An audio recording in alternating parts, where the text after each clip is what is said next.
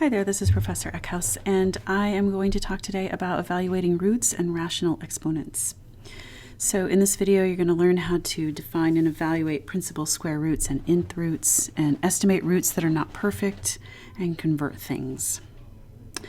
So first we have to talk about the vocabulary here. So the thing on the outside here, that thing, which people call a root, is actually called a radical. That's a radical. The thing on the inside, this number here, is called the radicand. And the whole thing is called a radical expression. There's one more thing I want you to know, and that when there's a number right here, right in this case, it's a square root, so this is a 2. We don't write the 2, but all the other numbers we do write, and we call that the index, and is usually signified with an N, the letter N. Okay, so here's a multiplication chart. Why am I showing you this? Because I would like for things will go much better if you know the perfect squares. So here they are, perfect squares. So if I said 225, you would immediately go, oh, perfect square, 15, right? So the square root of 25 is 15 because 15 squared is 225 and so on. All right, so we know that 3 times 3 is 9. So what else that's multiplied by itself equals 9? What else multiplied, let's erase that right there. What else multiplied by itself equals 9? Well, that would be negative 3 times negative 3, right? That still equals 9. So, yes, there are 2 square roots. We talked about that in past videos and classes. But in this situation, when we start talking about radical expressions, we are only going to use what's called the principal root, which is the positive one. So we will only use the principal root as the answer to radical expressions. So because negative 3 times negative 3 equals 9 and 3 times 3 equals 9, that means the square root of 9 has 2 answers, plus or minus 3, right? But we're only going to use the positive one today, just to keep things simple. All right, pause the video and think about what is square root of 0. All right, square root of 0 is 0. Make sure you've got that, because 0 times 0 equals 0, or 0 squared equals 0. So the square root of 0 is 0. All right, so next we're going to find the principal square root of each expression, in other words, just the positive one. So please pause the video and try each of these questions here. All right, so the square root of 81 is 9, square root of 25, 5. Now here I want to show you what's wrong, so put your pen down and just listen, because this is going to be wrong and I don't want you to write it down. All right, so what I see a lot of people do is take the square root of 25 plus 144 is going to be the square root of 25 is 5, and the square root of 144 is 12, so you get 17. That is not correct. Don't do it like that. You have to use order of operation. I'm erasing it because I don't even want you to look at it. You have to use order of operation here. So this symbol, the radical symbol here, this symbol, is a grouping symbol, right? That's a grouping symbol. That means if we use order of operation, we have to do what's inside first and then take the square root, okay? So 25 plus 144 is 169. We're taking the square root of that now, and that is 13. All right, the next one's 64 minus the square root of 64 minus the square root of 49. Now this one, they are separate, so you do them before the subtraction. So the square root of 64 is 8, minus the square root of 49 is 7, and that is 1. All right, I've got 2 more here. So negative the square root of 100 is negative, square root of 100 is 10. Now what about the square root of negative 16? So what number can you think of when multiplied by itself gives you 16? Well, a lot of people will say negative 4. We'll take negative 4 times negative 4 and you get 16. Take 4 times 4 and you get 16. There is nothing that multiplies by itself to give you negative 16, so the answer is does not exist. There's no answer, no solution, whatever you want to call it. All right, so cube roots. Let's start by just talking about squares, right? So 4 squared is 16. So the definition of a square root is that if 4 squared equals 16, the square root of 16 equals 4. So the same goes with cube roots. 4 cubed means 4 times 4 times 4, and that equals 64. So the cube root of 64 is 4. All right, so now I want to talk about one more thing here. What is negative 4 cubed? Pause the video and think about that. All right, so negative 4 cubed is negative 4 times negative 4 times negative 4, which is negative 64. What that means is if I took the cube root of negative 64, what would I get?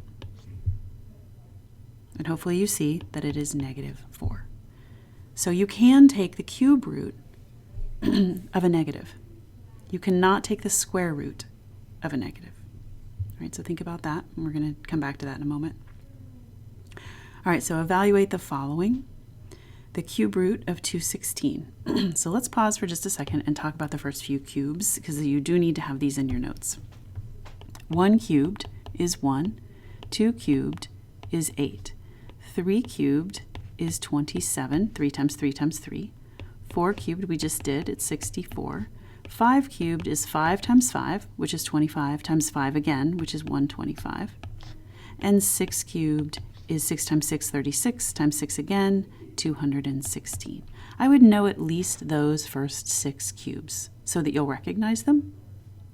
All right, so now the cube root of 216 then is going to be 6. Pause the video and try the next two. All right, so hopefully you see that negative 2 times negative 2 times negative 2 equals negative 8. So that means the cube root of negative 8 is negative 2. All right, the next one, same thing, negative 5 times negative 5 times negative 5. That means negative 5 cubed equals negative 125. So the cube root of negative 125 is negative 5. All right, nth roots.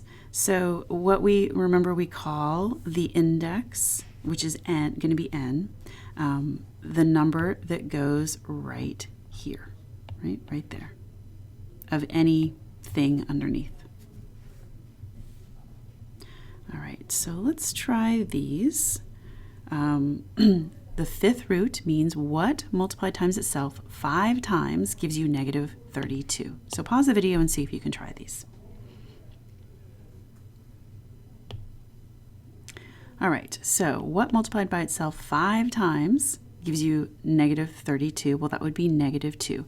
And if you need to go off to the side and write it down so that you can really grasp what we're doing here, which I think is important, you will see that you get negative 32 when you multiply that together 5 times.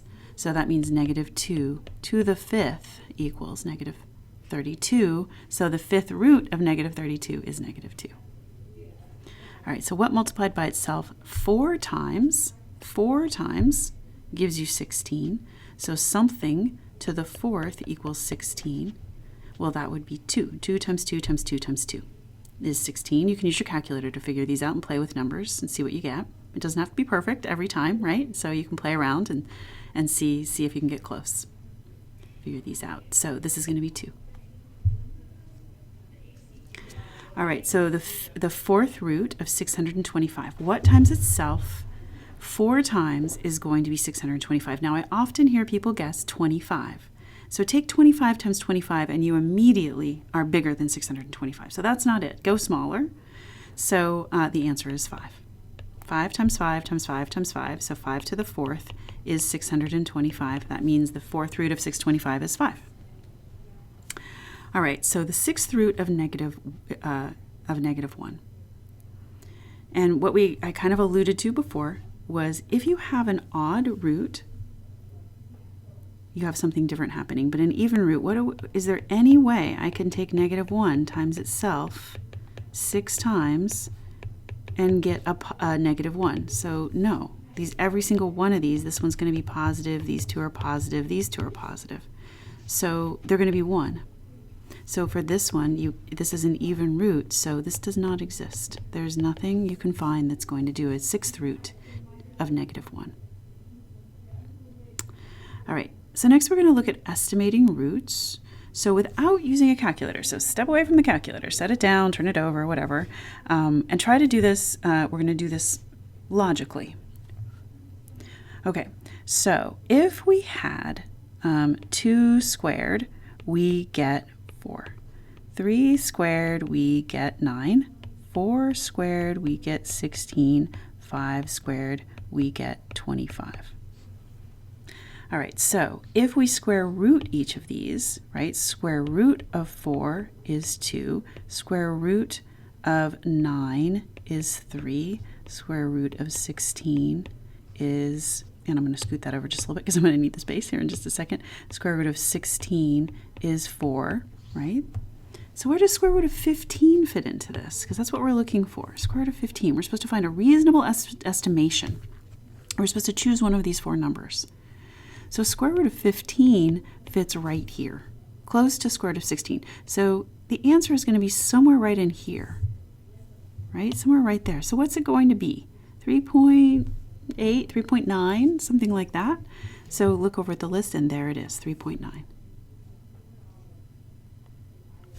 All right, so if you try it on your calculator, you will see how that works. But let's talk about how to use the calculator that we use in our class. In our class, what we're looking for is the nth root button, and that is this one right here. So you're going to use the raised to the power of, so these two are opposites of each other, right? Which is why they're on the same button. And so you're going to use the second key.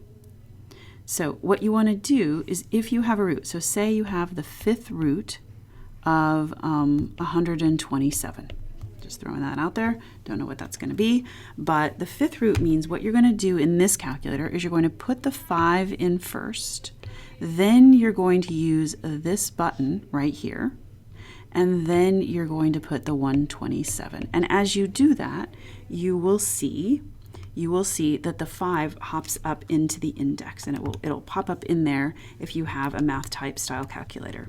And I get, when I do this, I'll write it up here, I get 2.634879, blah, blah, blah. It keeps going. Okay, so that's how I use the calculator. So now that you know, why don't you try approximating the cube root of 40 and then finding its value using a calculator. So I'm asking you to approximate first. So I'm going to step you through that one because we didn't do a cube before. But we did have a list of cubes. Okay, so it's cube root of 40. Let's go back up to our list of cubes. Where was that? Right here. Cube root of 40. So where does that fit in? Well, it fits right here. Cube root of 40 is going to be somewhere between 3 and 4. Somewhere between 3 and 4, about halfway, actually. It's somewhere in between. It's hard to say because it's not a straight line when you graph it, but it's somewhere between 3 and 4. So between 3 and 4, maybe 3.5, something like that. So now try it on your calculator, and you're going to put in, if you use the TI-30XS, you're going to put in 3 first, and then you're going to use the button that looks like X, like that, and then you're going to put in the 40. Okay, so use this button, and then this button, and then this button. Well, put in 40, and then you're going to hit enter, and that is going to give you 3.41995, and so on. And so let's round it, I don't know, to 3.4. Okay, moving on. Negative roots. So sum up what we just did up above. I mentioned it a few times. Can you take the square root of a negative number? No, you cannot. How about the cube or third root? We did do that. So the cube root of negative 1 is going to be negative 1 because negative 1 times negative 1 times negative 1 is negative 1, or in other words, negative 1 cubed equals negative 1. So yes, you can. What about the fourth root? Well, no, you can't. So what's the pattern? So odd index. An odd index, the root, can have a negative radicand. That's a number underneath. All right. So now we're going to take this all and apply it to where this is all kind of leading, which is using rational exponents instead of radicals on the expression. But first, let's talk about what a rational number is. Pause the video and try to think about what that is. Okay, it is a fraction. That's it, a fraction with an integer on top and an integer on the bottom. That's it. So we are going to use rational numbers instead of radical signs. What does that mean? So this is just a notation, a new notation. Some people it may be new for, some people you may have seen it before, but we're going to practice it a lot. So square root of x can be written as x to the 1/2. So remember, there is a 2 here. There's a 2 right there. We just don't write it when it's square root. So x to the 1/2. Cube root of x is x to the 1/3. What do you see? What's going on here? So what do you think that one is? Fourth root of x is x to the 1/4. So here's our rule. The nth root of x is x to the 1/n. That's the rule. And this goes with your other exponent rules. So if you've been collecting the exponent rules on a piece of paper, like I have suggested, this would be added to that. Okay, so let's express 3x to the 1/4 in radical form. Pause the video for each of these and try them yourself before I show you. All right, so this can be written in radical form as the 4th root of 3x. They are the same thing in two different notations, okay? They're the same.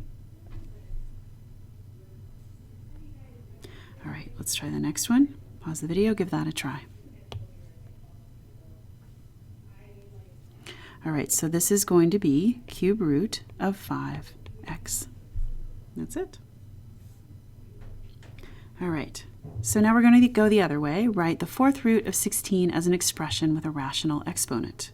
So rational exponent means an exponent that's a fraction, right? Nothing new.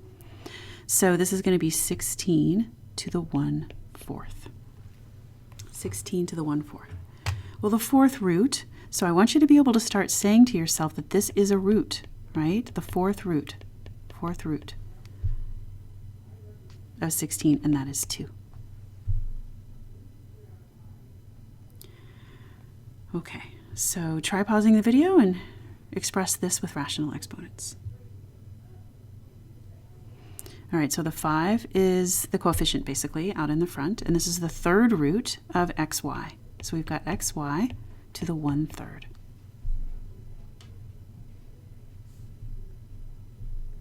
All right, so rational exponents whose numerator is not 1, and you'll see what I mean by that when we do this. So remember the power rule. Pause the video and see if you can come up with a power rule. All right, so the power rule is x to the a times b. A times b. So x to the a to the b, so it's raised to the a and then the whole thing is raised to the b, is x to the a times b. All right, so the radical form of square root of 5 looks like that. So remember there is a little 2 right there, but you just can't see it because we don't write it. So this is 5 to the 1/2. So the next one is going to be 5 squared to the 1/3. Now let's use the rule right here and apply it to that second one. Let's apply it to that. So we could rewrite that as 5 to the 2 times 1/3. Well, 2 times 1/3 is 2 over 1 times 1/3 is 5 to the what? It is 2/3. 5 to the 2/3. All right, you try the next two. All right, hopefully you got 5 cubed to the 5th power, which is going to then be 5, sorry, not to the 5th, to the 1/5, which is going to be 5 to the 3rd times 1/5, which is 5 to the 3/5. All right, the next one is 5 squared to the 1/4 power, which is 5 to the 2/4 power, which reduces to 5 to the 1/2. So think about that. 5 squared to the 4th root is the square root of 5. That's 5 to the 1/2 is the square root of 5. Don't forget. Square root of 5. But that's not the point of what we're doing, so I'm going to erase that so it doesn't confuse anyone. All right. So, what is the rule? What do you see happening here?